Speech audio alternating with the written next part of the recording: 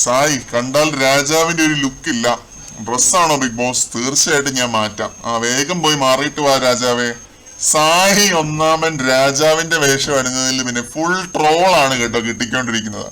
വീട്ടിലിടുന്ന ഒരു ഡെനിം ഷോർട്സിന്റെ മുകളിലേക്ക് രാജവസ്ത്രം അണിഞ്ഞാൽ പിന്നെ ട്രോള് കിട്ടിയില്ലെങ്കിലേ അത്ഭുതമുള്ളൂ.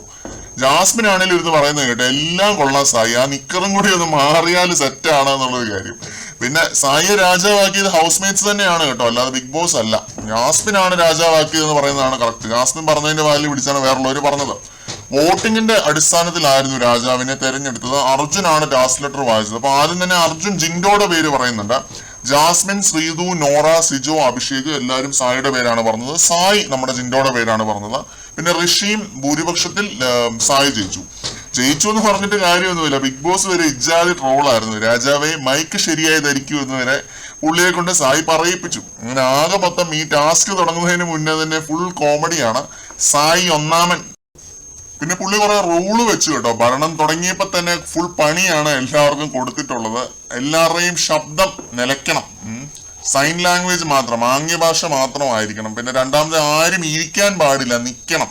പിന്നെ ഒരു റൂമിന്റെ അകത്ത് വേണം എല്ലാവരും നിൽക്കാനായിട്ട്. ഇരിക്കാനും പറ്റില്ല, കിടക്കാനും പറ്റില്ല, നിൽക്കണം. അതാണ് സായിയുടെ രണ്ടാമത്തെ റൂള്. അങ്ങനെ ഫുൾ സ്ട്രിക്റ്റ് റൂൾസ് ആണ് സായി വെച്ചിരിക്കുന്നത്. സായി നല്ല രീതിയിൽ ഒരു ടാസ്ക് ചെയ്യുമെന്ന് തോന്നുന്നു കേട്ടോ. കണ്ടറിയാം. കൂടുതൽ അപ്ഡേറ്റുകളുമായിട്ട് വീണ്ടും കാണാം.